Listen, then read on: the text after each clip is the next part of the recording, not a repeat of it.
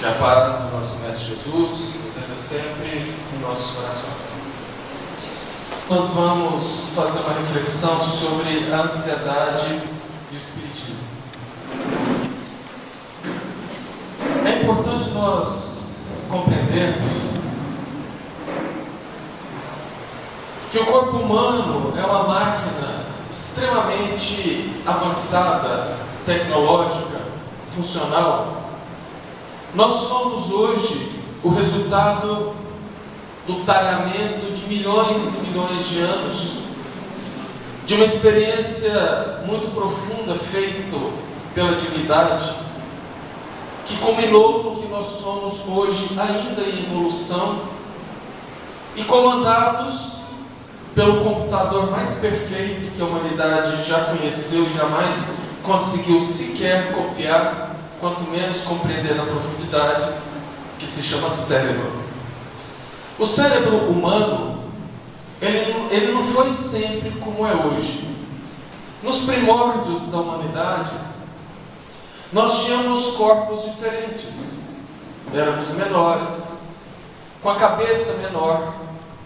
O nosso cérebro era muito menor, o queixo mais protuberante, a testa mais estreita, e nós vivíamos com um mecanismo que nos manteve vivos durante a evolução, que foi o medo.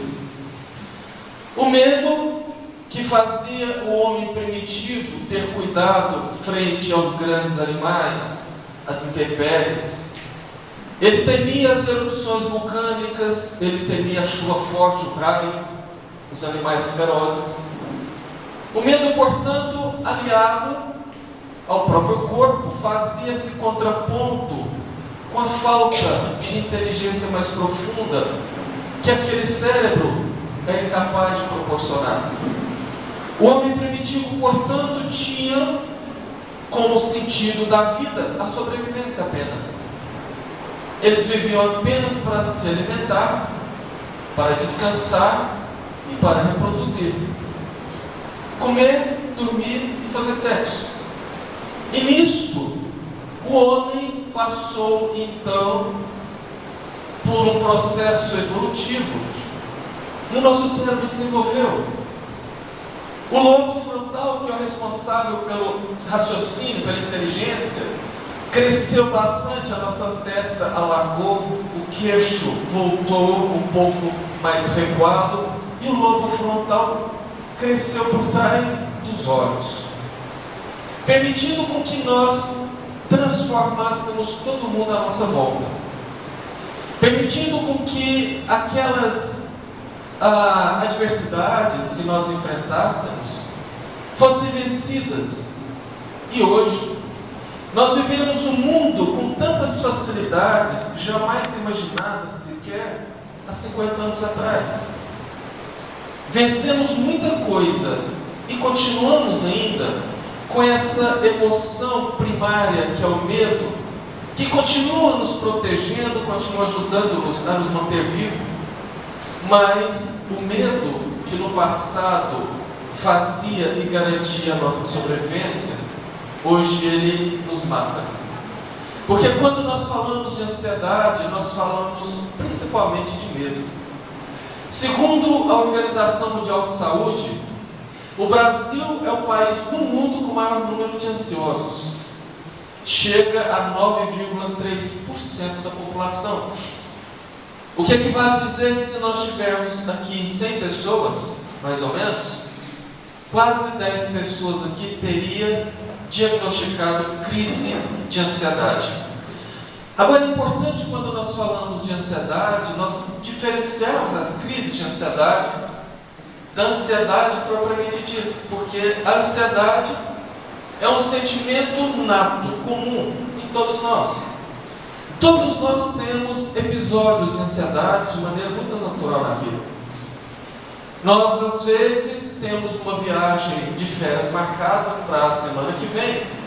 É natural que vivemos uma ansiedade no aguardo dessa viagem. Vamos conhecer uma pessoa nova. É natural nós termos aquela ansiedade se vamos agradar, se vai ser um encontro legal. O problema é que quando nós passamos a vivenciar situações onde o medo torna-se patológico, nós começamos a viver a crise de ansiedade. Porque a ansiedade, no resumo da síntese, é justamente o medo do futuro. Porque o ansioso, ele sempre vive no futuro. Muita gente, por exemplo, está aqui já muito preocupada com o final da palestra para poder tomar passe. Quando termina a palestra, já está preocupado em ir para casa porque tem que assistir ao Fantástico. Mas também chega em casa e está preocupado porque amanhã é segunda e tem boleto para pagar, tem que começar a semana, tem que trabalhar. E entra na segunda-feira preocupado com a sexta porque quer que chegue o final de semana logo. E o ansioso, dificilmente ele vive o momento que ele está. Ele sempre vive o futuro. Ele sempre se preocupa com o futuro. E quando essa preocupação ela é exacerbada, tornando-se um medo muito forte, isto é o que eles chamam de crise de ansiedade. Porque esse medo muito forte, ele causa distúrbios neuroquímicos no nosso cérebro. Faz com que existam déficits na produção das neuroenzimas ou os neurotransmissores, causando inclusive sintomas físicos ou comportamentais. A pessoa, quando vive realmente uma crise de ansiedade, geralmente ela tem irritabilidade, sudorese, tremores, tiques nervosos, perna balançando, olho piscando, taquicardia, ou sintomas comportamentais como o TOC, transtorno obsessivo compulsivo. Aquela que quando eu estou falando aqui, tem um quadro torto, a pessoa não presta atenção nem na palestra. Aquele quadro está chamando atenção para ele. Ou aquela situação que a pessoa levanta várias vezes à noite para ver se a porta está trancada. Um toque que ele fica meio que mexendo, né? Ou às vezes, fobias, medos, que chegam inclusive a síndrome do pânico. Segundo a medicina, as crises de ansiedade podem ter fatores genéticos, pode ser heranças genéticas, mas pode ser também disparadas por comportamentos, por situações que nós vivemos na vida, como nós encaramos a vida, ou por questões ambientais, o tipo de vida que a gente vive, o ambiente de trabalho, o ambiente familiar. Tudo isto gera crise de ansiedade. O problema é que quando isso começa a prejudicar a nossa vida, quando isso começa a interferir no nosso bem-estar e principalmente das pessoas que nos cercam, aí sim nós precisamos procurar ajuda médica. Porque existem medicamentos, existem terapias que controlam a ansiedade, mas infelizmente não curam totalmente. E eu, em particular, tenho visto pessoas com crise de ansiedade de várias idades, de todos os gêneros. Há pouco tempo atrás, uma amiga minha que tinha mais de 15 anos que eu não vi, ligou desesperada. Carvalho, conversa comigo, eu estou com crise, eu estou ansiosa demais, eu estou muito preocupada, porque eu tomei umas decisões na vida, eu não sei se isso foi certo, será que Deus está me castigando? Conversa comigo, porque eu estou com dor, eu estou com dor no corpo, eu estou com a cabeça explodindo, eu estou com um sintoma parecendo que eu vou morrer. E o pior não foi isso. Há mais ou menos 2 finais de semana, 2 finais de semana atrás, eu fui convidado para fazer um círculo de palestras em Minas. Comecei no sábado em Tuiutaba, depois em Uberaba e 3 palestras em Uberlândia. E em Uberlândia eu fiquei hospedado na casa de uma prima minha, já uma senhora de 63 anos, e que coincidentemente estava passando férias na casa dela. Um casal de netos. Na terça-feira, na hora do lanche da tarde, ela me chamou. Estávamos à mesa na cozinha, eu, ela, os 2 netos, o marido. E num determinado momento a netinha dela fala assim, leva a mãozinha na cabeça e fala: meu Deus, que dor de cabeça horrível. Minha cabeça estava explodindo. Aí a avó dela falou, não, mas por quê? Você precisa tomar algum remédio? Ela falou, estou muito preocupada. Aí eu perguntei, como assim? Porque eu achei muito estranho, dor de cabeça, preocupada. Você está preocupada com o quê?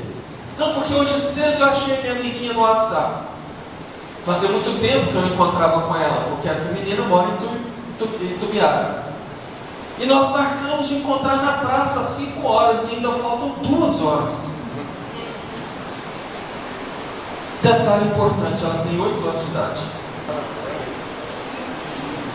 Percebe a gravidade da coisa? Então, nós precisamos nos atentar. Principalmente porque, segundo pesquisas científicas, o principal entre vários motivos da ansiedade é justamente a nossa insatisfação com a vida material que levamos. Uma pesquisa apresentada pela revista Mente e Cérebro, e que veio no artigo intitulado Sobre o signo da insatisfação, deu conta de uma análise que eles fizeram com várias pessoas de várias idades, de todos os gêneros, em várias cidades, no Brasil inteiro, onde eles faziam uma pergunta muito simples, muito básica. E aí? Está tudo bem com você? Tá. Você está satisfeito com a sua vida? Sim, estou.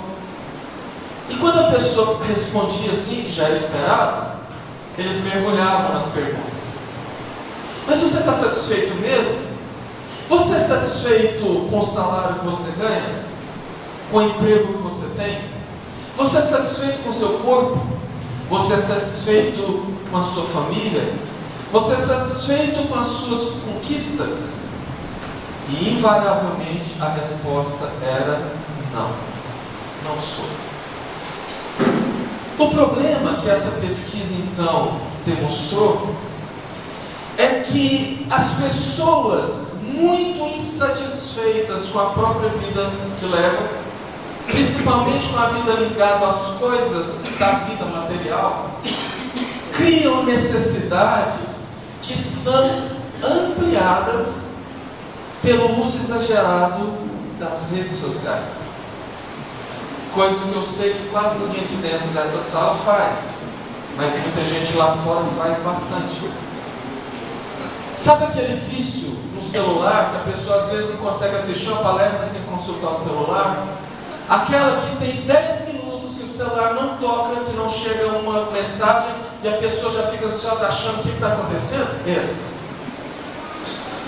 O que acontece é o seguinte, é que pessoas, que a grande maioria, imaturas espiritualmente, o que é diferente de imaturidade cronológica, porque eu conheço gente imatura de mamando a caducando.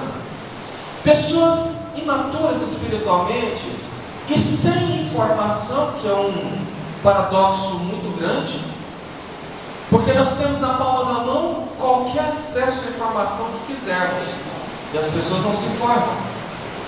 Então essas pessoas têm uma tendência a ir pelo chamado efeito manada. O efeito manada, para quem é do interior ou conhece, é aquele efeito que o gado da fazenda faz, principalmente quando tem chuva. Onde vai um, vai todo mundo. Por isso que o pessoal fala que às vezes quando o boi vai para o matador, toda manada segue sem saber o que está esperando lá na frente. A maioria das pessoas tem esse comportamento e a indústria já descobriu isso. E descobrindo que pode ganhar dinheiro, a indústria investe pesado nas mídias, onde pessoas e agências são pagas para ditar norma, para ditar comportamentos, para dizer o que você tem que comer, o que você tem que beber, o que você tem que vestir, fazendo com que as pessoas passem a agir daquela forma como uma manada, sem questionar. Isso vai desde coisas simples. Eu sou uma pessoa que eu posto muito pouco em redes sociais. Mas um tempo atrás, num sábado, eu resolvi postar uma foto de 3 anos atrás, de uma viagem que eu fiz e que gostei muito. E eu postei a foto e coloquei #TBT. Não passaram 5 minutos e alguém questionou. Hoje não é dia de TBT, é quinta-feira. Aí eu perguntei, quem disse? Ninguém disse, todo mundo faz. Aí eu respondi, eu não sou todo mundo. Percebe? Agora ninguém pode postar foto antiga fora de quinta-feira, porque todo mundo posta na quinta-feira. Não serve para nada. Isso vai para coisas mais sérias. Existe uma lenda na área da alimentação que diz que se você quiser emagrecer acelerando o seu metabolismo, você tem que comer a cada 3 horas. E as pessoas consomem e comem. Não precisa nem informação, basta um raciocínio muito simples. Se você fizer 6 refeições ao dia, a única coisa que você não vai conseguir é emagrecer. Até mesmo porque você vai manter a sua insulina alta, porque quando nós comemos, principalmente carboidratos, aquilo transforma em açúcar, o pâncreas produz insulina para tirar aquele açúcar. Quando a insulina está alta, ela coíbe a produção de vários outros hormônios que te engordam. Percebe? Quem criou isso? A indústria alimentícia, para fazer você comer. Sabe aquele café da manhã delicioso com cereais matinais? É um veneno, é açúcar puro. E as pessoas vão e comem. Eu vi recentemente uma pesquisa dizendo que cerveja é bom para o coração. Não mentira. Porém, fizeram uma pesquisa tendenciosa. No prato do benefício e do malefício, tiraram os malefícios e colocou só o benefício. Só que para você ter o coração bom, você precisa beber cerveja. Só que as pessoas que não pensam, bebem, como tem gente que bebe vinho, falando que o vinho é bom para o coração. Okay? Os alcoólatras adoram. Agora, você pode tomar o suco de uva, que é a mesma coisa. E até melhor. Certo? Porque não tem o álcool. E o negócio vai até casos graves. Nos Estados Unidos e na Europa, tem uma modinha que diz sobre a Blue Monday, que numa tradução livre seria segunda-feira azul, e que deveria chamar Melancholy Monday, porque diz que é a segunda da melancolia. A terceira segunda-feira de janeiro, segundo a cultura deles, muita gente cai em depressão sazonal. É aquela depressão causada por uma data, por um dia. E muita gente fica deprimido porque está na terceira segunda-feira, na segunda-feira melancólica. E o interessante é que inúmeros blogs de saúde começam a vender medicamentos dias antes para aquelas pessoas que têm a depressão da segunda-feira melancólica e vendem horrores. O problema é que, segundo a CNN, o maior canal de notícias dos Estados Unidos, isso foi uma jogada de marketing excepcional. Que lançaram essa informação e as pessoas aderiram e passaram a ficar deprimidos, aumentando inclusive o número de suicídio por depressão sazonal. Percebe a gravidade? O problema é que não basta só a indústria, pessoas também surfam nessas ondas. Agora virou uma moda de coach, todo mundo é coach. É coach para isso, é coach para aquilo. E por incrível que pareça, eu recebi um e-mail dias atrás, não sei como me acharam, me oferecendo um curso de coaching em espiritismo. Eu pensei, deve ser Allan Kardec, que encarnou e está oferecendo. Porque abaixo de Allan Kardec, meu amigo, eu não confio em nenhum coaching em espiritismo. Virou a moda de influenciadores digitais, pessoas que avaliam produtos, que ditam moda e todo mundo segue. Eu, Carvalho, fujo de influenciadores. Eu não compro produtos que eu vejo sendo oferecidos em programas de TV. Porque são tudo pago pela indústria para que aquelas pessoas falem que aquilo é bom e você consuma, que você compre. Percebe aonde que a coisa vai? Você entra na internet e fala aqueles videozinhos dos influenciadores com frases assim: você precisa disso. Ou coisas assim, se você fizer assim, vai dar tudo certo. E você entra lá, e depois de alguns minutos você está passando o seu cartão de crédito. Beleza, eu estou entendendo tudo isso, mas o que tem a ver com a ansiedade? Calma, você está muito ansioso. Vamos por partes. Outro problema das redes sociais é justamente uma pesquisa que deu conta que mais de 86% das pessoas que frequentam, ou melhor, que têm perfil no Facebook, não postam nada, apenas acompanham a postagem dos outros. E vamos pensar numa situação. O cara ganha um salário mínimo. Aí ele entra no Facebook, no Instagram, e vê o amigo dele que ganha menos do que ele, passando férias na praia, comprando um iPhone 11, usando uma roupa de marca. E ele começa a pensar, como assim?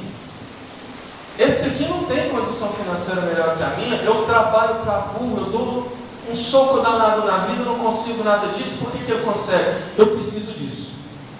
Eu tenho que passar férias na praia, eu tenho que comprar um Apple Watch, eu tenho que comprar um iPhone, eu tenho que comprar uma roupa, eu tenho que comprar aquela sandália, eu tenho.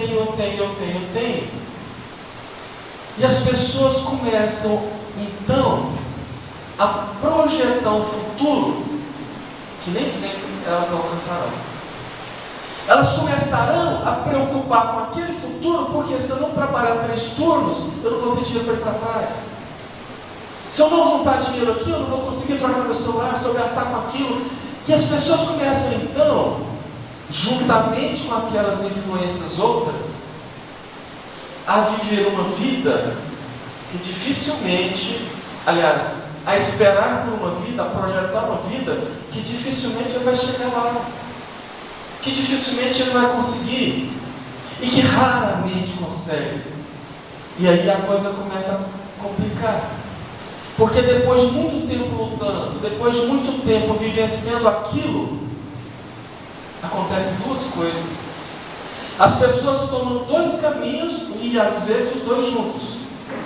O primeiro é que, frustrados e cansados por não conseguir o que almejam, buscam tapar esse vazio que essas circunstâncias criam nos vícios.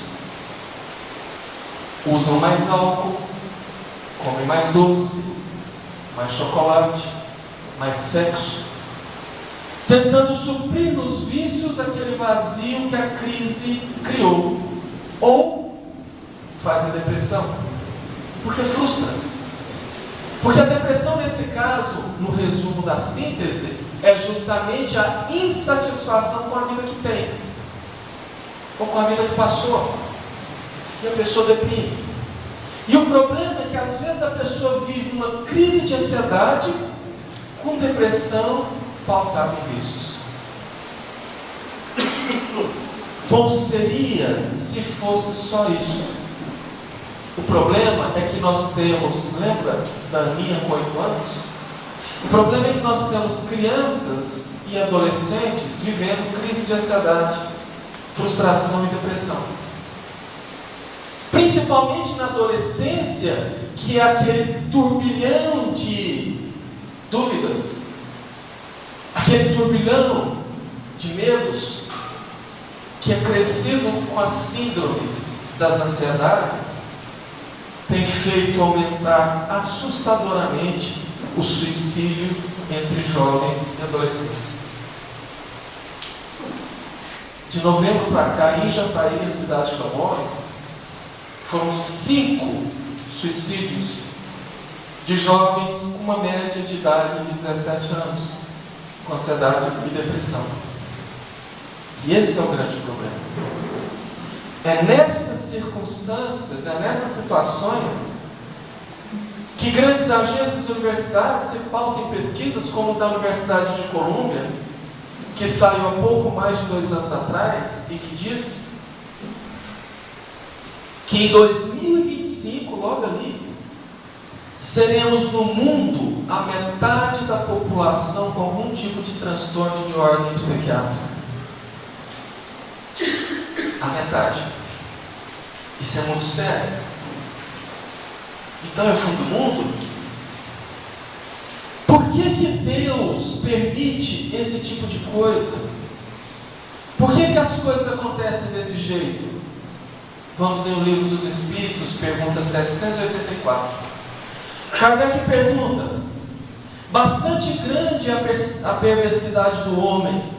Não parece que, pelo menos do ponto de vista moral, em vez de avançar, caminha aos recuos, ou seja, caminha para trás? A coisa está tão feia que, se a gente for observar, ao invés de a humanidade evoluir, ela está regredindo. Essa é a pergunta dele. O que os Espíritos respondem? Engana-te. Observa bem o conjunto e verás que o homem se adianta, pois que melhor compreende o que é mal e vai dia a dia reprimindo os abusos.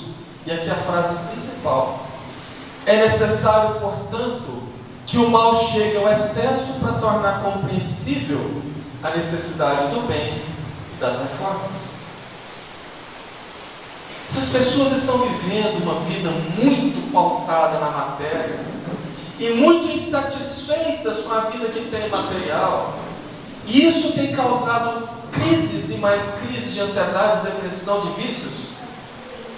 Deus permite isso para que nós cheguemos no fundo do poço e entendamos que o poço ainda é mais fundo se a gente não mudar, se a gente não melhorar, se a gente não fizer as reformas. Que reforma? A reforma íntima. O problema é que grande parte da população, infelizmente, faz um uso burro da inteligência. Aquela inteligência que nós desenvolvemos desde os primórdios e que deveríamos usar pelo menos para nos informar nas redes sociais, ao invés de entrar na vida de manada, a gente não usa. É por isso que Joana de Ângeles fala que a grande maioria da população vive a consciência de sono, ou seja, vive para comer, dormir e fazer sexo, satisfazendo o corpo do pescoço para baixo, iguais aos homens primitivos. Percebe a gravidade? E é esse cenário aterrador que servirá para despertar o homem para a sua visão para dentro. O problema é que, além disso, nós tornamos as pessoas coisas. Viktor Frankl falou disso na década de 1950. Psiquiatra preso no campo de Auschwitz, analisando as pessoas e ele próprio, ele criou a logoterapia, a terapia dos sentidos, falando que para que nós enfrentemos e vençamos as adversidades da vida, nós precisamos ter um sentido, porque se nós não tivermos um sentido, a gente cai. E ele falou na década de 50 que as pessoas seriam despersonalizadas, se tornando coisas, o que ele chamou de coisificação. E basta a gente olhar as pessoas conversando, principalmente os jovens. As pessoas deixaram de ter emoções e sentimentos e passaram a ter coisas. E quando a gente alia isso ao modo de vida, eu pergunto: qual é o sentido de uma vida pautada apenas em manter o corpo jovem, bonito? Em apenas manter uma conta bancária razoável, trocar o carro, comprar celular? Em apenas ter coisas? Absolutamente nenhum sentido, porque nós vamos morrer e isso tudo vai ficar para trás. Percebe? E se eu te perguntasse aqui, que sentido você tem na sua vida? O que você responderia? Alguém pode responder: não, meu sentido da vida é casar, ter filhos. Outros, me formar, ter uma profissão, exercer minha profissão. Isso não é o sentido. Isso é o meio para se chegar ao sentido. Portanto, se você não sabe responder, a coisa está grave. Então, qual a saída? A velha novidade: Jesus. E eu não estou falando aqui de religião. Até mesmo porque Jesus não pregou absolutamente nenhuma religião. Jesus foi o maior psicólogo, o maior médico. Foi o cara. E nós não entendemos isso. Até hoje nós não compreendemos. E quando nós vamos buscar no Sermão do Monte, um velho desconhecido, principalmente dos Espíritos, quando nós encontramos em Mateus capítulo 6, versículo 34, Jesus falou uma frase há 2000 anos, que pareceu que era para hoje. Quando ele disse assim: não vos inquieteis com o dia de amanhã, pois o amanhã inquietará consigo mesmo, pois basta a cada dia o seu mal. O que ele está falando? Não fica preocupado com o dia de amanhã, não. Viva o dia de hoje. Jesus está falando de ansiedade. O negócio é que no versículo anterior, ele já deu a senha.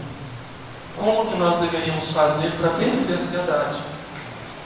Quando no versículo 33 ele disse: buscai primeiramente o reino de Deus e a sua justiça, e todas essas coisas serão acrescentadas. E eu sugiro que você chegue em casa e busquem o capítulo 6, a partir do versículo mais ou menos 25, quando Jesus fala. Por que você está preocupado com a roupa que você veste? Olha os lírios dos campos. Nem Salomão, na sua glória, se vestiu tão bem quanto eles. Por que você preocupa com a comida? Olha os animais, os pássaros, as aves, que não plantam, não ceifam. E que vós, que sois mais importantes do que eles, Deus não deixa eles passarem fome. E Jesus sai falando. Para que você fica preocupado com isso? Olha para a natureza, Deus provê tudo para todo mundo. Por isso que ele disse: não fica preocupado, faça por merecer. Busque o reino de Deus. Busque a justiça. Como assim? Traduz para mim. Eu fui no livro Encontro Marcado, item 42, psicografado por Chico, ditado por Emmanuel, e destaquei lá uma frase, um parágrafo bem pequeno. Analisemos desapaixonadamente os prejuízos que as nossas preocupações injustificáveis causam aos outros e a nós mesmos, e evitemos semelhante desgaste, empregando em trabalho nobilitante os minutos ou as horas que muitas vezes, inadvertidamente, reservamos à aflição vazia. Emmanuel explica certinho como que a gente começa a evitar a ansiedade. Lembra a minha de 8 anos? Que estava preocupada porque ainda faltava 2 horas para encontrar a amiga ao ponto de sentir dor de cabeça? O que Emmanuel diz?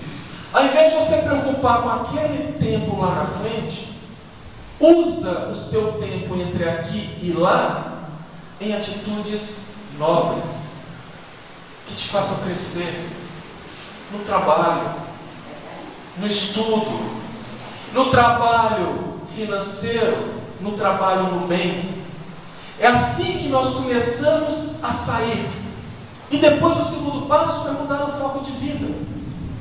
E eu busquei também em Emmanuel, só que em outro livro, Palavras da Vida Eterna, no item 142, quando Emmanuel anota: se consumimos alimento deteriorado, rumamos para a doença. Ou seja, você come coisa estragada, você adoece. Se repletamos o cérebro de preocupações descontroladas, ansiedade, inoculamos em nós mesmos de imediato o desequilíbrio. Imunizando-nos contra semelhantes desajustes, exortou-nos o apóstolo Paulo: não estejais inquietos por coisa alguma. Não fica preocupado com nada. Como a dizer-nos que compete a nós outros o que elegemos Jesus por mestre, a obrigação de andar no mundo, ainda que conturbado e sofredor, sem gastar tempo e vida em questões supérfluas, prosseguindo firme na estrada de entendimento e serviço que o Senhor nos traçou. Percebe? Em outras palavras, confia no trabalho. Não fica preocupado ou fazendo coisas fúteis, porque é isso que te lança no abismo do desespero. Porque, como ele disse aqui no começo, quando nós repletamos os nossos cérebros de preocupações descontroladas, a gente se desequilibra. Jesus nos traçou um caminho a todos, sem nenhuma exceção, que nos condena a todos a sermos felizes, espíritos puros. O problema é o caminho que nós temos que seguir daqui até lá.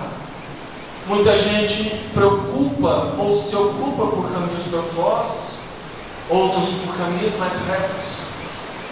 Mas se nós buscarmos lá no Mestre, na parábola dos talentos, quando Jesus disse para nós usarmos bem os talentos que todos nós angariamos, conquistamos, o nosso conhecimento, a nossa inteligência, que o nosso cérebro desenvolvido promoveu, que ele disse que nós precisamos pegar a luz e colocar em cima do ok, ou seja, o sentido da vida de todos nós deveria ser amar com o propósito de compartilhar todos os talentos que nós temos, em distribuir ao próximo tudo que nós possuímos, não material, espiritual.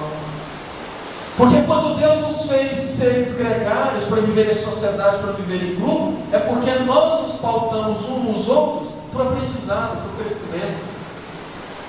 Eu estava ali sentado, aguardando e lendo uma frase aqui, quando disse que o segundo grande passo da humanidade é descobrir que vale muito mais cooperar do que competir. No dia que nós descobrimos que vale muito mais cooperar do que competir, sim, nós começaremos a dar a grande guinada. Porque a doença, toda ela acontece quando nós desviamos do caminho de Deus.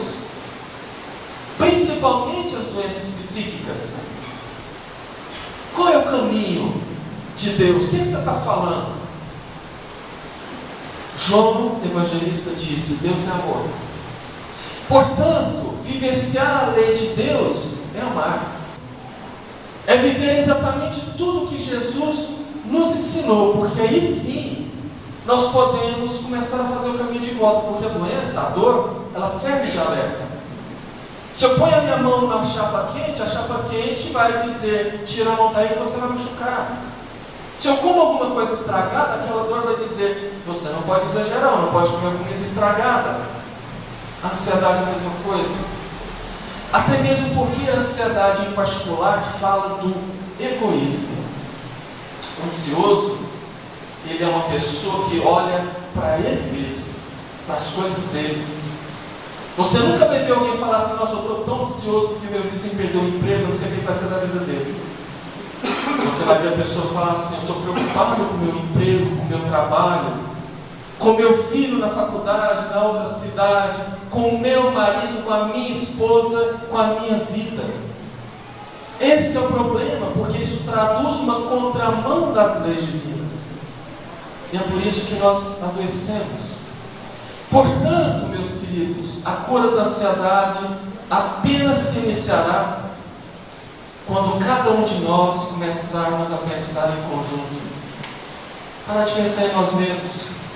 Começarmos a trabalhar em prol do próximo. Sair da nossa zona de conforto, parar de colocar como maior peso na balança das nossas vidas as coisas, porque a gente não leva isso para o outro lado. É simples assim. O problema é que de tão simples é complexo e é difícil. Porque não é fácil fazermos a reforma íntima. Nós temos um costume espiritual de séculos. Nós temos um cérebro moldado há séculos. Mudar isso não é fácil, mas precisa começar. E todo começo começa com o primeiro passo, com o querer e o constante. Como que eu troco a água suja de uma caixa d'água sem esvaziar a caixa? Eu boto um cano saindo da água suja, coloco um cano entrando, a água limpa. Com a água limpa entrando, com a água suja saindo, com o tempo eu vou ter só água limpa. É isso com os nossos defeitos, com as nossas paixões, com as nossas emoções. Cada vez que nós somos convidados a mostrar quem somos, não agimos, aliás, não reagimos, agimos. Sabe aquela situação da gente estar no centro, na palestra, todo mundo concorda, balança a cabeça, toma um passo e sai. Na primeira fechada na chuva ali, que diz que goianiense não sabe dirigir na chuva, bota dedo, xinga, é essa hora. Sabe aquele momento que você chega em casa e a coisa não saiu como você queria, que você queria brigar? É essa hora. Com aquele colega de trabalho complicado ou com o chefe, é nessa hora. É nesses momentos que você vai tirando a água suja e colocando água limpa. Se preciso, buscando ajuda médica. Se preciso, buscando ajuda espiritual. Mas sempre resguardando e pautando na oração. O assunto é tenso, é longo, é complexo. Mas a minha ideia é justamente pautar essas questões para que a gente possa aprofundar e fazer a transformação. A coisa tende a aumentar, mas a gente pode sim modificar isso. Depende de cada um de nós, depende da nossa vontade e da nossa escolha. Excelente semana para todo mundo. Obrigado mais uma vez pelo convite e que Jesus nos abençoe.